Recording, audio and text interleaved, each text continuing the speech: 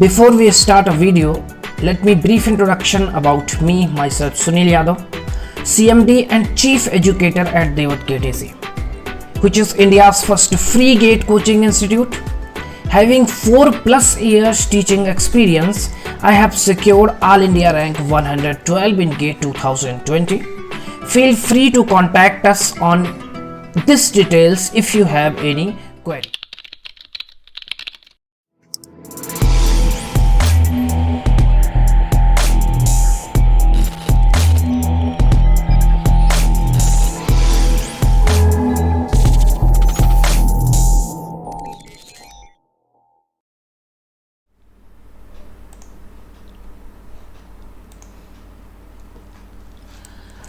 Good evening, dear students. Myself Sunil Yadav.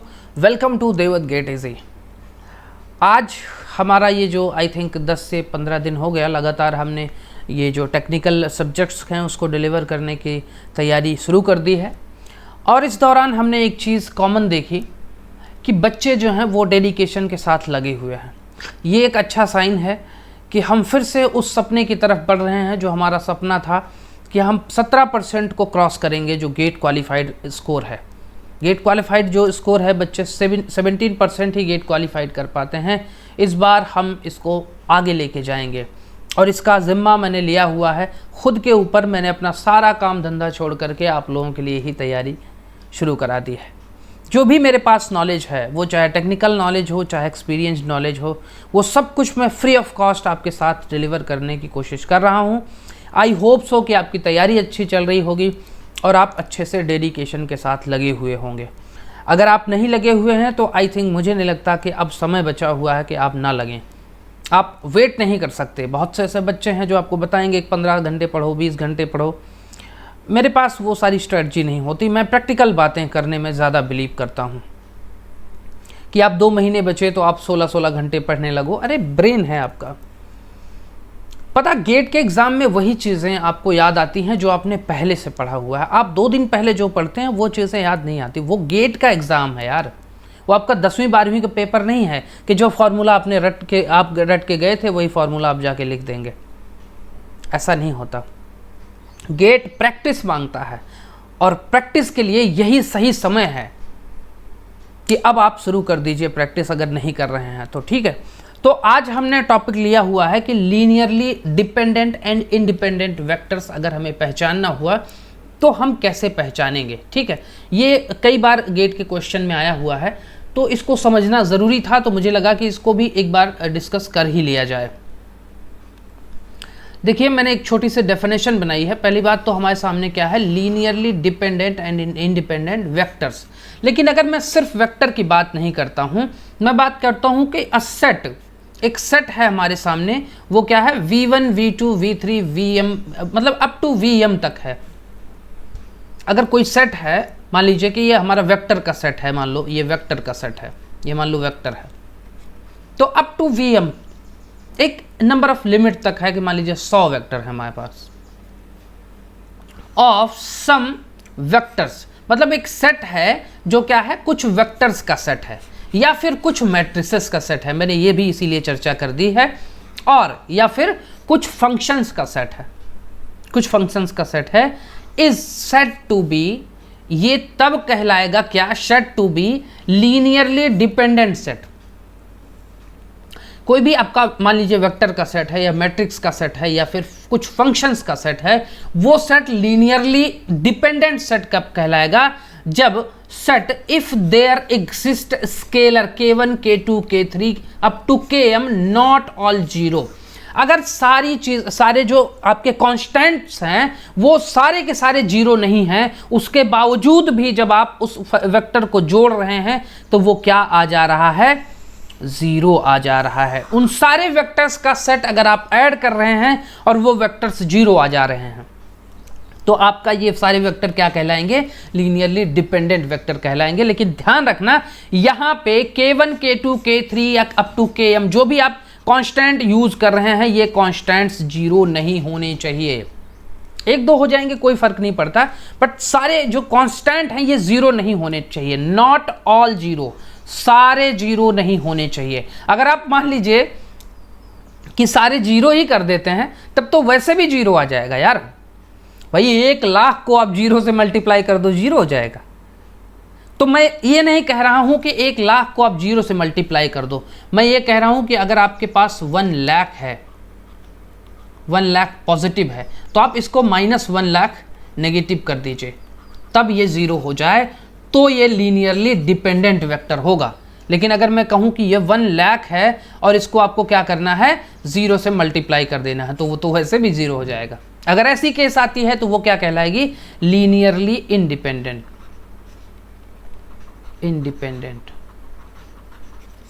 ठीक है, linearly independent. कैसे समझेंगे ये, देखिए दूसरा सेट हमारे सामने क्या है, वही सेम कंडीशन है, इसमें कह रहे हैं बस लीनियरली इंडिपेंडेंट सेट हम कैसे पहचानेंगे।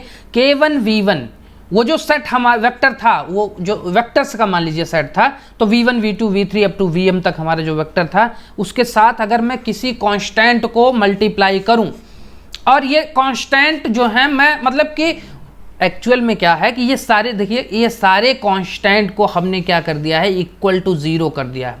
इसका मतलब फंक्शंस का जो वेक्टर्स का सेट था, उसका जब मैंने एडिशन किया तो वो जीरो नहीं हो रहा था, लेकिन हमने उसको K1 K2 K3 सबको जीरो करके उस सेट को, उस जो कॉम्बिनेशन है, उस कॉम्बिनेशन को मैंने ज़बरदस्ती जीरो कर दिया। अगर आप ज़बरदस्ती उसको जीरो करते हैं तो वो सेट क्या कहलाता है, इंडिपेंडेंट सेट कहलाता है। कौन सा इंडिपेंडेंट, लीनियरली इंडिपेंडेंट। वो लीनियरली डिपेंडेंट नहीं करता है, वो लीनियरली इंडिपेंडेंट करता है, इंडिपेंडेंट है सॉरी। तो इसको समझने का आसान तरीका क्या है, इसको समझने का तरीका ये है कि देखते हैं थोड़ा सा। देखिए आपके सामने मैं एक वो बना रहा हूं क्यूब,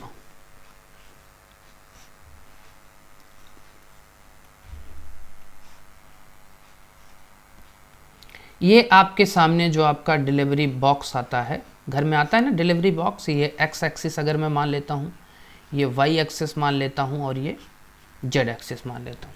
ठीक है, मान लीजिए इधर कोई, इधर का जो वेक्टर था, इस साइड में एक्स एक्सिस में एक वेक्टर था ए वेक्टर, और वाई एक्सिस में मान लीजिए कोई वेक्टर था बी वेक्टर, और जेड एक्सिस में कोई एक वेक्टर था सी वेक्टर।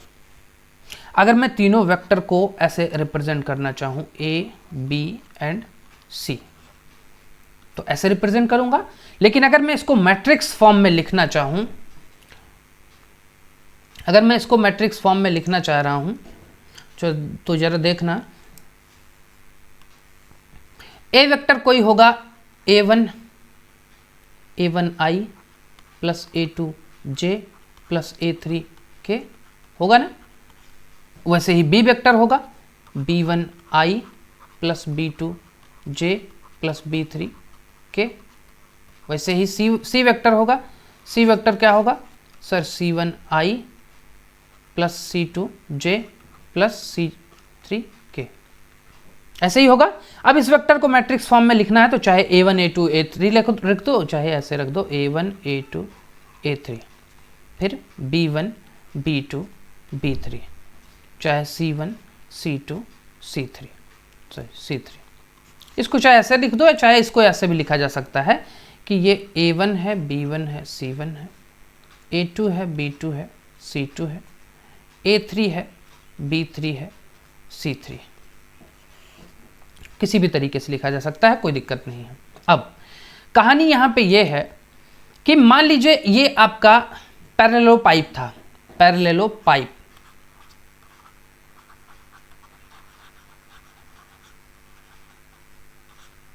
इसको हम पैरेललो पाइप बोलते हैं, इस बॉक्स को, क्यूब को। एक्चुअली ये क्यूब है, लेकिन जो आपके सामने, आपके पास जो आपका ये बॉक्स होता है, डिलीवरी बॉक्स जो आता है आपके घर पे, जो जिसमें आप ये आपका जूता आ गया या कुछ भी आ गया, वो क्या है, पैरेललो पाइप है। और वो एक तरह से क्यूब टाइप का होता है, ज़रूरी नहीं वो क्यूब टाइप का हो, किसी भी शेप का हो सकता है, इसीलिए हम उसको पैरेललो पाइप बोलते हैं। ये किसी भी शेप का हो सकता है। अगर इसमें तीनों जो भुजाएं हैं A = B = C है, तब ये क्या होगा, क्यूब होता है। समझ में आई बात, ठीक है।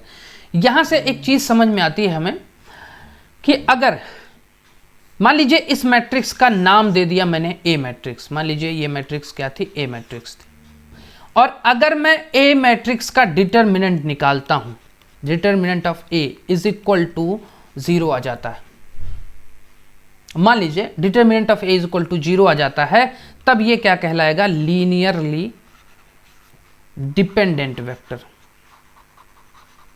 क्या कहलाएगा? Linearly dependent vector. बात समझ में आई? कैसे कैसे? एक सेकेंड,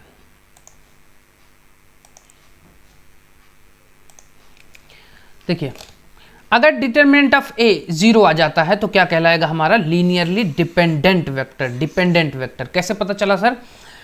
ये डिटर्मिनेंट ऑफ ए क्या रिप्रेजेंट कर रहा है? ये रिप्रेजेंट कर रहा है इस बॉक्स का वॉल्यूम। ये क्या रिप्रेजेंट कर रहा है?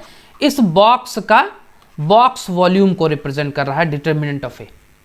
और अगर वॉल्यूम 0 हो गया, वॉल्यूम 0 का क्या मतलब हुआ? वॉल्यूम अगर 0 हो गया, मान लीजिए आपका बॉक्स है, आप उस बॉक्स पे चढ़ करके कूदिए और उसका वॉल्यूम को 0 कर दीजिए, मतलब वो जो जितना भी गत्ता था आपका वो एक प्लेन में हो गया, मतलब एक प्लेन में हो गया। अगर बॉक्स का वॉल्यूम एक प्लेन में हो गया तो वो क्या कहलाएगा? कोप्लेनर कहलाएगा। कोप्लेनर कहलाएगा। कोप्लेनर। कोप्लेनर का मतलब एक ही प्लेन में हो गया, और कोप्लेनर की केस में आपका डिटर्मिनेंट क्या हो जाएगा? वो 0 हो जाएगा, इसका मैट्रिक्स का। और डिटर्मिनेंट 0 होने का मतलब हुआ कि ये क्या कहलाएगा? कोप्लेनर का मतलब हुआ कि यार वो लीनियरली डिपेंड कर रहा है एक दूसरे पे। कोप्लेनर का क्या मतलब हुआ? कि अगर जहां पे भी कोप्लेनर है उसका मतलब हुआ कि सर ये लीनियरली डिपेंड कर रहा है, लीनियरली डिपेंडेंट है, डिपेंडेंट है। लेकिन अगर यहीं पे determinant of A is not equal to 0 हो जाए, अगर इसका डिटर्मिनेंट 0 ना हो जाए, डिटर्मिनेंट 0 ना हो, तो डिटर्मिनेंट 0 ना होने का मतलब हुआ कि उसमें वॉल्यूम क्या होगा? एग्जिस्ट करेगा। वॉल्यूम एग्जिस्ट करेगा। वॉल्यूम एग्जिस्ट करेगा मतलब कि उस गत्ते का अभी वॉल्यूम है। जब आपका ये पैरेललो पाइप आया तो इसका पैरेललो पाइप का वॉल्यूम है, ये वो एग्जिस्ट कर रहा है। और जब वॉल्यूम एग्जिस्ट कर रहा है तो फिर वो नॉन कोप्लेनर होगा। क्या होगा वो? Non coplanar. क्योंकि देखिए सारी भुजाएं जो उसकी हैं एक्स वाई जेड में, वो एक प्लेन में नहीं है, अलग अलग प्लेन्स में है। और अगर अलग अलग प्लेन्स में है और वो कोप्लेनर है तो वो क्या कहलाता है? Linearly independent. इंडिपेंडेंट। बात समझ में आई?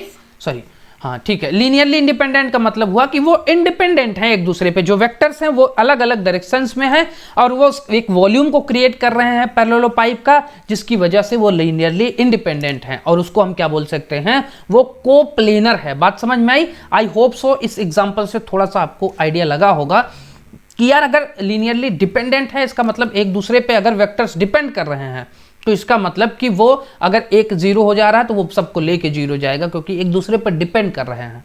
लेकिन इंडिपेंडेंट है तो कोई फर्क नहीं पड़ता, उसमें कोप्लेनर नहीं होगा, वो नॉन कोप्लेनर होगा, जिसकी वजह से वो लीनियरली इंडिपेंडेंट वेक्टर बन के आएगा। ठीक है, चलिए ये तो थे कुछ लाइव एग्जांपल्स। इसके बाद हम आपको कुछ और भी एग्जांपल्स दिखाते हैं।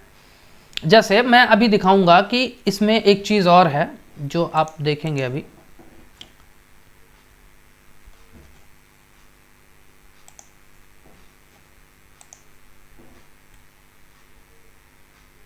ठीक है, ठीक है, देखिए कुछ एग्जांपल समझने से पहले कुछ लीनियरली इंडिपेंडेंट या डिपेंडेंट की कुछ प्रॉपर्टीज समझ लेते हैं। देखिए आपने अभी कोप्लेनर और प्लेनर के केस में एक चीज देखा कि अगर determinant of A is equal to 0 है तो ये क्या कहलाएगा? आप वैसे भी जानते हैं कि डिटर्मिनेंट ऑफ ए अगर 0 है तो यहाँ पे दो सोल्यूशन एग्जिस्ट करते हैं। वो सोल्यूशन लीनियरली, ये आपका क्या था? सिस्टम ऑफ लीनियर इक्वेशंस की केस थी। इसमें क्या था कि डिटर्मिनेंट ऑफ ए अगर 0 होता है तो इसमें क्या होता है? या तो नो सोल्यूशन एग्जिस्ट करता है, नो सोल्यूशन, या फिर यूनिक सोल्यूशन, सॉरी एक सेकेंड, नो सोल्यूशन या फिर इनफाइनाइट सोल्यूशन, या फिर क्या होता है? Infinite solution, infinite solution. और अगर determinant of A is not equal to 0 होता है तो वहां पे क्या होता है? Unique solution, unique solution. ये चीज़ याद होगी आपको, ठीक है। अब एक इसकी कुछ प्रॉपर्टीज़ हैं, याद रखना। ये प्रॉपर्टीज़ जो होती है ना, ये बड़ी काम की चीज़ होती है। प्रॉपर्टीज़ जल्दी से अगर याद हैं आपको, तो जो भी आपका ये इतना बड़ा चीज़ें होने वाली हैं वो चीज़ें कम हो जाती हैं। देखिए अभी अगर फिर भी आपको नहीं समझ में आया होगा तो आप प्रॉपर्टीज़ पे ध्यान दीजिए। अभी जब मैं गेट के एग्जैक्टली क्वेश्चंस को लूँगा तो आपको फिर चीज़ें आसानी से समझ में आ जाएंगी। प्रॉपर्टीज़ क्या कहती हैं कि if a matrix A m into n, मतलब if a matrix A m into n has n distinct eigenvalues, अगर किसी एक मैट्रिक्स की m इंटू एन का कोई मैट्रिक्स है, और m इंटू एन का मैट्रिक्स का मतलब हुआ, एक चीज़ और ध्यान रखना कि यहाँ पे जो m इंटू एन मैट्रिक्स होगा वो स्क्वायर मैट्रिक्स होना चाहिए, स्क्वायर मैट्रिक्स होना चाहिए। दैट मीन्स कि m should be equal to n, ये बहुत जरूरी है, स्क्वायर मैट्रिक्स होना चाहिए, तभी इसकी प्रॉपर्टी जो है वो अप्लाई होगी, क्योंकि आप जानते हैं इसमें क्या होगा, स्क्वायर मैट्रिक्स ही अप्लाई होगा। तो m इंटू एन की जगह पे अगर आप लिखना चाहें तो n इंटू एन भी लिख सकते हैं, कोई इशू नहीं है। तो ये कह रहे हैं कि इफ अ मैट्रिक्स, एक matrix n into n, square matrix has a n distinct eigen values. Distinct eigen values का मतलब होता है कि अलग अलग आइगन वैल्यूज। क्या मतलब है? अलग अलग आइगन वैल्यूज। अगर किसी मैट्रिक्स, एक स्क्वायर मैट्रिक्स है और उसकी जो आइगन वैल्यूज हैं वो अलग अलग आ रही हैं, तो वो वैल्यूज क्या कहले, सारी आइगन वैल्यूज अगर अलग अलग हैं तो वो मैट्रिक्स क्या कहलाएगी, sorry, has n distinct eigen values, then that matrix has n distinct eigen vectors.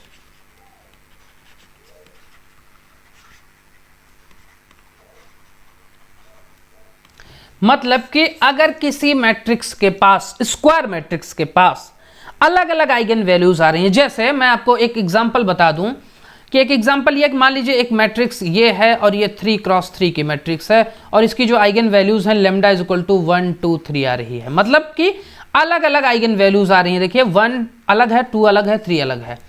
If a matrix has n distinct eigen values then that matrix has n distinct eigen vectors. अगर आपको पता चल गया कि lambda ये आ रहा है अलग अलग आइगन वैल्यूज, और आपसे क्वेश्चन में पूछता है कि कितने लीनियरली इंडिपेंडेंट आइगन वेक्टर्स होंगे, लीनियरली, सॉरी यहां पे एक चीज मैंने ये मेंशन नहीं किया, क्या नहीं किया, कि if a matrix has n distinct eigen values then that matrix has n distinct eigen vectors. N distinct, हाँ एक चीज, ये लाइन इसको थोड़ा सा करेक्ट करो, इस लाइन को थोड़ा सा करेक्ट करो, ये लाइन है, हाँ, then that matrix has n distinct linearly independent vectors. मतलब कि if a matrix has n distinct eigenvalues then that matrix has n distinct linearly independent vectors।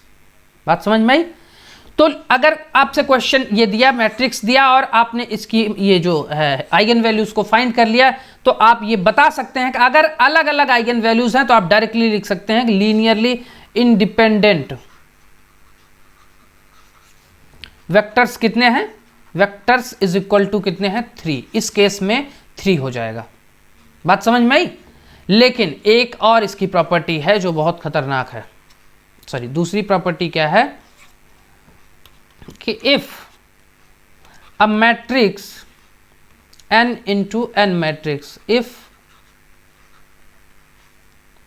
a n into n matrix has not all distinct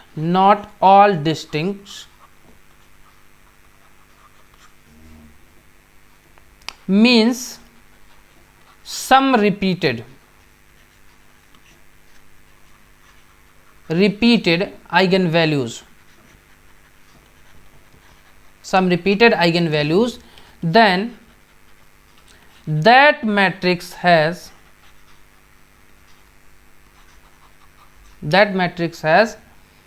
may or may not be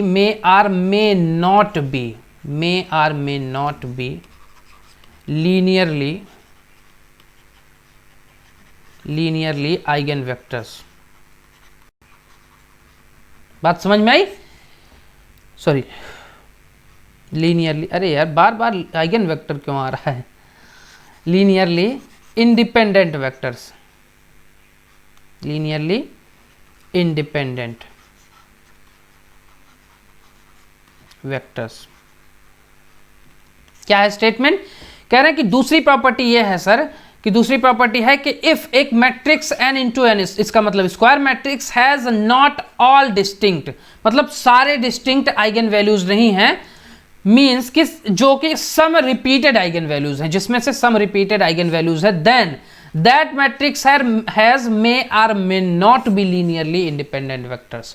that means कि अगर मैं एक example आपके सामने लेना चाहूं तो lambda is equal to, मैं मानता हूं कि मान लीजिए 1 है और 3 है, 3 आइगन वैल्यूज हैं, और ये 3 क्रॉस 3 की मान लीजिए मैट्रिक्स थी, 3 क्रॉस 3 की मैट्रिक्स थी, और इसके पास क्या है?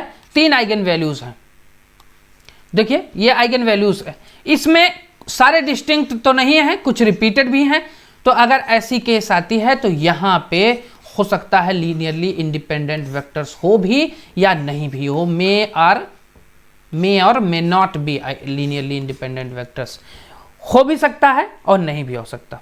तो इसकी केस में सबसे इंपॉर्टेंट चीज है, जब ऐसी केस आए, जो मैंने अभी एग्जांपल लिया हुआ है, सेम अगर ऐसी केस आती है तो सबसे पहले तो जो डिस्टिंक्ट आइगन वैल्यूज हैं, अगर मैं इस मान लीजिए लेमडा इज इक्वल टू 1 1 3 है, तो यहां पे क्या पता चला?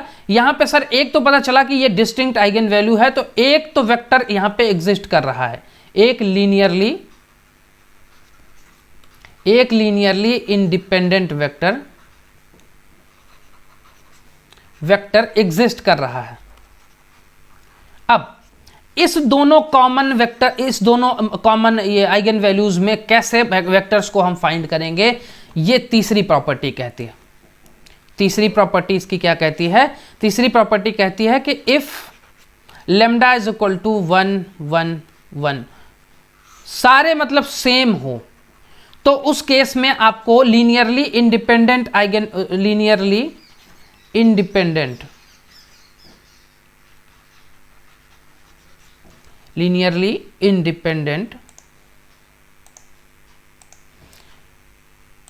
ठीक है। तो क्या होगा कि अगर यहां पे लेमडा इज इक्वल टू 1 1 1 3 है, तो यहां पे सेम है सारे लेमडा, अगर आइगन वैल्यूज सेम है, तो यहां पे क्या होगा? लीनियरली इंडिपेंडेंट आइगन वेक्टर्स को हम कैसे फाइंड करेंगे? लीनियरली इंडिपेंडेंट आइगन वेक्टर्स को फाइंड करने का तरीका यह है कि सर यहां पे n-r करेंगे। ये क्या है सर? n-r। n क्या है? अगर कोई मैट्रिक्स है आपके सामने n इंटू एन, क्योंकि स्क्वायर मैट्रिक्स है तो m is equal to n होगा ही। ये नंबर ऑफ क्या है?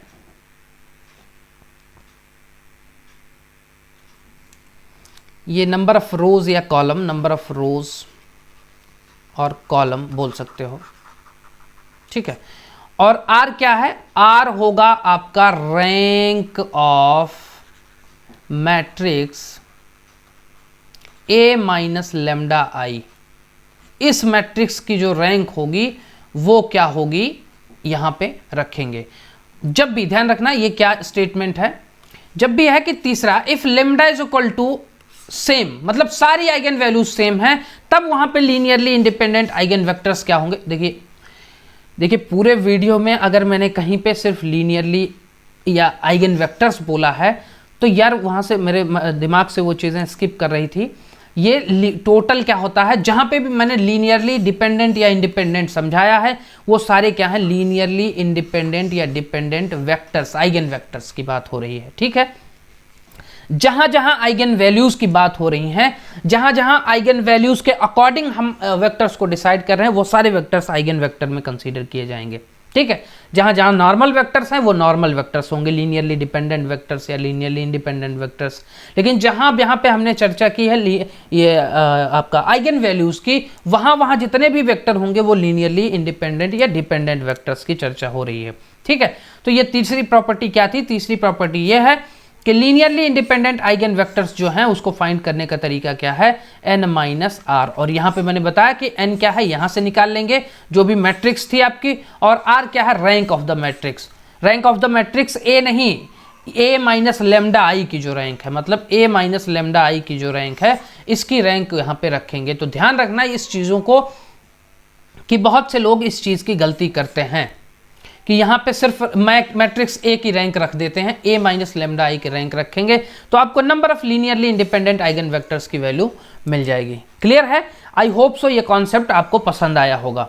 ठीक है, अब इसके साथ में हम एक चीज़ करते हैं कि साथ में हमने एक दो एग्जाम्पल्स लिए हैं गेट के, ताकि आपको ये चीज़ें क्लियर हो सकें कि इसका इम्प्लीमेंटेशन सच में होने वाला कहाँ है।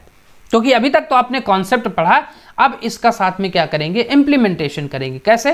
पहला क्वेश्चन लेते हैं, एक दो एग्जांपल्स हैं।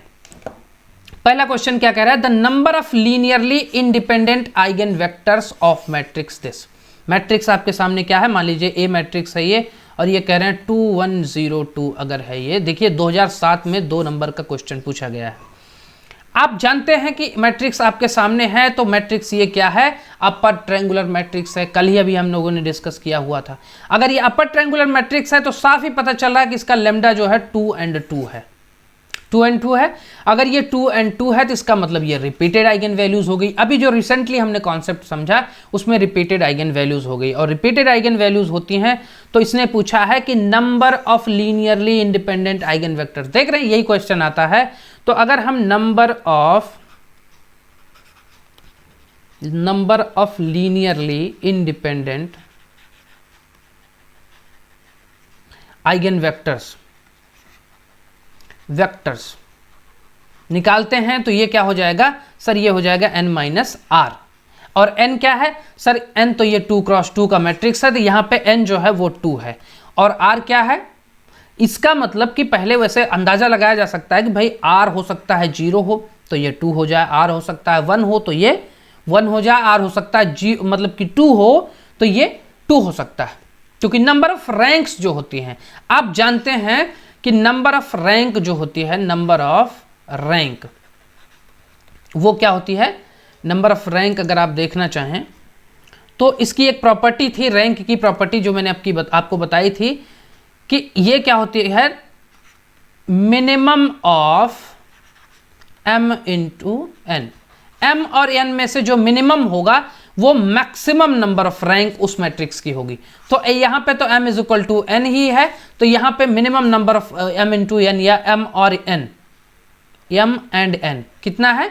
ये 2 है। इसका मतलब इसकी नंबर ऑफ रैंक्स मैक्सिमम कितनी हो सकती है? 2 हो सकती है। तो चूंकि अब कोई ऑप्शन नहीं है तो हमें निकालना पड़ेगा। लेकिन ध्यान रखना कि यहाँ पे रैंक किसके निकालेंगे? यहाँ पे रैंक हम निकालेंगे sir a minus lambda I की। ये बहुत विशेष ध्यान रखना। चलिए ज़्यादा देर ना करते हुए हम इस मैट्रिक्स की रैंक को थोड़ा सा निकालते हैं जल्दी से। 0 2 a माइनस लेमडा आई करेंगे तो लेमडा हमारे पास 2 है, लेमडा हमारे पास 2 है तो -2 और -2। आप जानते हैं डायगोनल एलिमेंट्स में ही इसको नेगेटिव किया जाता है, घटाया जाता है। ये बात मैंने कई बार चर्चा कर ली है, तो मुझे नहीं लगता कि इसके पीछे ज़्यादा पढ़ने की आवश्यकता है कि मैं फिर से आपको यही चीज़ें बताता चलूँ। ठीक है, a माइनस लेमडा आई की वैल्यू अगर मैं डायरेक्टली निकालता हूँ तो ये कितनी निकलेगी? 0 1 0 0। ये साफ पता चल गया। अब नंबर ऑफ नॉन जीरो रो, अब यहाँ तो सिंपल कुछ और कैलकुलेशन करने की जरूरत ही नहीं थी। नंबर ऑफ नॉन जीरो रोज जो होती हैं वही इक्वल टू क्या होता है? रैंक। तो यहाँ पे नंबर ऑफ नॉन जीरो रो कितनी है? सिर्फ एक नॉन जीरो है, नॉन जीरो एक ही रो है जो नॉन जीरो है, बाकी एक रो जीरो है। तो इसका मतलब इसकी रैंक कितनी निकल के आएगी? सर इसकी रैंक 1 हो जाएगी।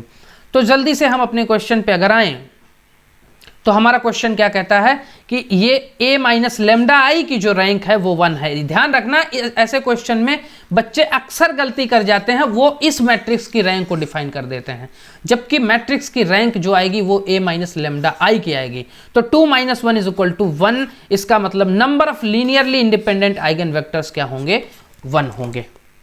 बात समझ में आई। अब थोड़ा सा देखिए, जब भी आप कॉन्सेप्ट समझते हैं तो साथ में थोड़ा सा अगर एग्जाम्पल्स भी समझते हैं ना, तो फिर चीजें और आसान हो जाती हैं, ठीक है। इसी से रिलेटेड मैंने एक और क्वेश्चन लिया है, वहां पे आइगन वैल्यूज, मैंने बोला नहीं था कि जब भी आइगन वैल्यूज की बात होगी तो आइगन वेक्टर की बात होगी, लेकिन यहां पे हमने आइगन वैल्यू की बात की है ना, आइगन वेक्टर की बात की है। एक सिंपल सा हमने फंक्शन लिया है और इस क्वेश्चन को देखिए ध्यान से, 1.23 choose the correct set of functions which are linearly dependent. मतलब फंक्शंस पूछा 2013 में 1 नंबर का कि इसमें से चारों ऑप्शंस में से कौन सा फंक्शन है, कौन सा ऐसा सेट ऑफ फंक्शन है, सेट ऑफ फंक्शंस है व्हिच आर लीनियरली डिपेंडेंट।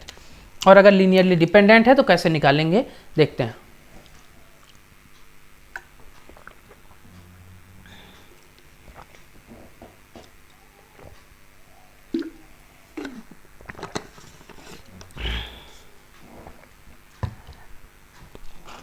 ठीक है, ठीक है। अब यहां पे वो चीजें लगेंगी जो हमने शुरुआत में लगाई थी, क्या, k1 v1 plus k2 v2 plus k3 v3 up to km vm is equal to 0। अब यहां पे k क्या है, k कॉन्स्टेंट्स हैं, k कॉन्स्टेंट है, k1 k2 k3 क्या है, कॉन्स्टेंट्स हैं। अब इसने पूछा है चूंकि लीनियरली डिपेंडेंट, लीनियरली डिपेंडेंट की केस में क्या थी, ये not all zero, not all zero, ये ज्यादा ये सारे कांस्टेंट्स क्या हैं, ये जीरो नहीं होने चाहिए। अगर आपने जीरो कर दिया तो लीनियरली डिपेंडेंट हो जाएगा, तो जीरो नहीं होना चाहिए सर। तो इसके लिए हमें क्या करना होगा, फंक्शंस को चेक करना होगा। देखिए फंक्शंस, पहले फंक्शन को हम चेक करते हैं। पहला फंक्शन क्या है sir, sine x, sign square x और कॉस स्क्वायर एक्स। सर अगर मैं तीनों को ऐड करता हूं, तीनों फंक्शंस को, कैसे, वैसे ही ऐड करते हैं जैसे v1 v2 v3 को ऐड करते हैं। साथ में कांस्टेंट्स को कैसे लेते हैं देख लेना। कांस्टेंट्स जो हैं, के कांस्टेंट्स जो हैं, इसको आप अपने अकॉर्डिंग ले सकते हैं, पॉजिटिव ले सकते हैं, नेगेटिव ले सकते हैं, यह आपके ऊपर है। कांस्टेंट को जैसा मर्जी लीजिए, लेकिन क्या लेना है आपको, जीरो नहीं लेना है, बस इतना ध्यान रखना। तो अगर मैं यहां पे एक इस फंक्शन से निकालना कुछ चाहूं तो यार sine square x plus cos square x is equal to 1 हो सकता है, प्लस साइन एक्स हो सकता है, साइन एक्स हो सकता है। अगर मैं यहां पे कांस्टेंट को मान लीजिए कि कुछ भी ले सकता हूं, जीरो नहीं लेना चाहता हूं, तो मान लीजिए कि हम यहां पे -1 ले लेते हैं। तो यार ये माइनस साइन एक्स और ये 1 है, तो यहां से कुछ मामला बन नहीं रहा है, इसको जीरो होना चाहिए। क्योंकि कांस्टेंट को आप जो मर्जी लीजिए, -5 लीजिए, 5 लीजिए, 10 लीजिए, 10 लीजिए, 15 लीजिए, जो मर्जी लीजिए, ये सारा समेशन क्या होना चाहिए, जीरो होना चाहिए, समेशन जीरो होना चाहिए। तो पहला ऑप्शन जो है वो सही मुझे नहीं लग रहा है। ऑप्शन 2 की तरफ बढ़ते हैं। ऑप्शन 2 क्या कहता है, cos x plus sine x plus ten x, cos x plus sine x plus ten x. ठीक है, ठीक है। तो मान लीजिए cos x और sin x को क्या ही चेंज कर सकते हैं, tan x को क्या चेंज किया जा सकता है, tan x को आप चेंज कर सकते हैं, कैसे, देखिए tan के बारे में ज़्यादा जो डिटेल है थोड़ा बहुत अगर हम देखते हैं, मान लीजिए कि sin 2x is equal to क्या हो जाता है, बहुत ज़्यादा होता है 2 tan x अपॉन में 1 plus tan 2x, I think यही होता है। और cos 2x का जो होता है वो शायद होता है 1 minus tan square x upon में 1 प्लस tan स्क्वायर एक्स, कुछ ऐसा आई थिंक होता है, एक बार चेक कर लेना। बट इससे कुछ मिलने वाला नहीं है, साइन कॉस में कुछ मुझे दिख नहीं रहा है ऐसा कोई रिलेशन जिसको हम ऐड कर दें तो ये चीज़ें जीरो हो जाएं। ठीक है, तो हमें थोड़ा सा और दूसरे रिलेशन के पीछे चलना पड़ेगा, और वो क्या है, वो है cos 2x। देखिए तीसरा ऑप्शन क्या है हमारे सामने, तीसरा ऑप्शन है हमारे सामने cos 2x plus sign square x plus cos square x. ठीक है, अब cos 2x का जो होता है फॉर्मूला वो होता है शायद cos square x minus sine square x, ऐसा होता है शायद, आई थिंक, चेक कर लेना एक बार, मुझे लगता है ऐसा ही होता है। प्लस आपके सामने क्या है, आपके सामने है sine square x plus cos square x का फॉर्मूला है। और इसके बाद क्या करेंगे आप, इसको क्या करेंगे, यहाँ पे आपको साफ दिख रहा है, कुछ पॉजिटिव साइंस दिख रहे हैं कि यार ये साइन स्क्वायर x है, साइन स्क्वायर x कट जाएगा, और ये cos स्क्वायर x है और ये cos स्क्वायर x है। अगर यहाँ पे मैं एक k की वैल्यू को माइनस कर देता हूँ, -1 ले लेता हूँ, तो सर यहाँ पे चीज़ें बन जाएंगी। और अगर मैं ये -1 ले लेता हूँ तो ये minus cos square x plus ये भी, ये क्या है, cos स्क्वायर x ही है। तो आपके पास ये चीज़ें क्या हो जाएंगी, ये 0 हो सकता है। मैंने क्या बोला था, मैंने ये बोला था k की वैल्यूज़ को आप क्या करेंगे, पॉजिटिव नेगेटिव कुछ भी ले सकते हैं, वो आप अपने अकॉर्डिंग। देखिए हमने क्या किया, इस सेट को हमने थोड़ा सा एक्सप्लोर करने के बाद अपने अकॉर्डिंग सेट किया कि यार अपने अकॉर्डिंग हमने क्या कि भाई k की वैल्यूज़ को कुछ इधर उधर कर देते हैं और ये सेट का जो समेशन है वो 0 आ जाए। और अगर ऐसा समेशन 0 आ जाता है जिसमें k की वैल्यू को हमें 0 किए बिना, हमने देखिए यहाँ पे जो भी k की वैल्यूज़ हैं, यहाँ पे मान लीजिए, जो कि देखिए यहाँ पे क्या है, हमने भाई हर जगह k की वैल्यू लगभग 1 ली है ना, यहाँ पे भी लगभग k की वैल्यू 1 है, यहाँ पे भी 1 है, यहाँ पे भी 1 है, k1 k2 k3 जो भी है। लेकिन यहाँ पे हमने क्या लिया, -1 लिया, कोई फर्क नहीं पड़ता, कोई फर्क नहीं पड़ता, क्योंकि हम 0 नहीं ले रहे हैं। और अगर ऐसा है तो इस सेट को हम क्या बोलते हैं, लीनियरली डिपेंडेंट। क्या बोलेंगे, लीनियरली डिपेंडेंट वेक्टर।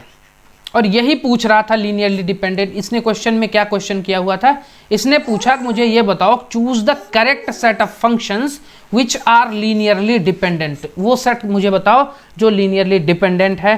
तो ऑप्शन नंबर 3 ही एक ऐसा ऑप्शन है जो लीनियरली डिपेंडेंट दिख रहा है। ठीक है, ठीक है। आज का एक लास्ट क्वेश्चन है जिसको हम डिस्कस कर लेते हैं, और इसमें इसका मैंने मैक्सिमम चीज़ें बता ही दी हैं, थोड़ी सी चीज़ें बचती हैं वो हम डिस्कस कर लेते हैं। 1.37 का क्वेश्चन है, 2016 में 2 नंबर का सेट 3 में पूछा गया है।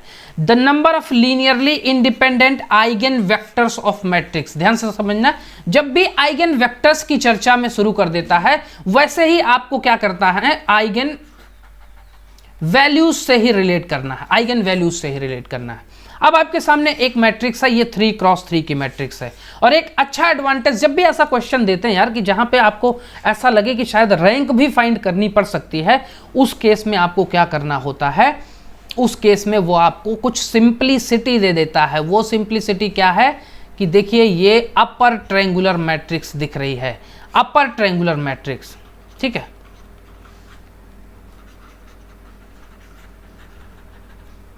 Upper triangular matrix. और ऐसी केस में आप जानते हैं कि जो इसके ये जो आपके डायरेक्टली ये जो डायगोनल एलिमेंट्स हैं, डायगोनल एलिमेंट्स से ही क्या हो जाते हैं, diagonal elements is equal to क्या हो जाता है, आपका आइगन वैल्यूज, आइगन वैल्यूज हो जाती है। डायगोनल एलिमेंट्स ही आपके आइगन वैल्यूज में काउंट होने लगते हैं। ठीक है, तो अब जरा देखो ध्यान से, यहाँ पे डायगोनल एलिमेंट्स कौन कौन से हैं, यहाँ पे सर 2 है, 2 है, 3 है। ऐसी केस का एग्जांपल मैंने इससे पहले बताया हुआ था। देखिए यहाँ से साफ पता चल रहा है कि एक तो लीनियरली इंडिपेंडेंट वेक्टर है, यहाँ पे फिक्स है, लीनियरली इंडिपेंडेंट आइगन वेक्टर, एक वेक्टर यहाँ पे फिक्स है। लेकिन यहाँ पे 2 रिपीटेड हैं। अब 2 रिपीटेड हैं तो रिपीटेड की भी केस मैंने बताई थी कि n माइनस आर करना है आपको। n क्या है, n यहाँ पे 3 है, और r क्या है, r क्या करना है, a माइनस लेमडा आई का रैंक निकाल लेना है।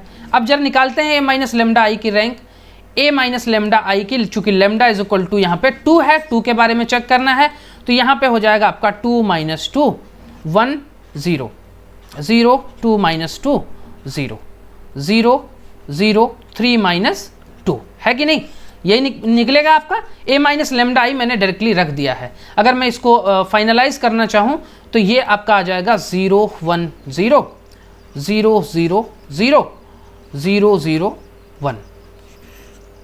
अब आप जानते हैं जब भी ऐसी, जब मैंने रैंक बताई थी तो मैंने बताया था कि जब भी ऐसी मैट्रिक्स आए जो आपकी 0 रो है उसको नीचे लेके आओ, एक्सचेंज कर लो एक दूसरे से।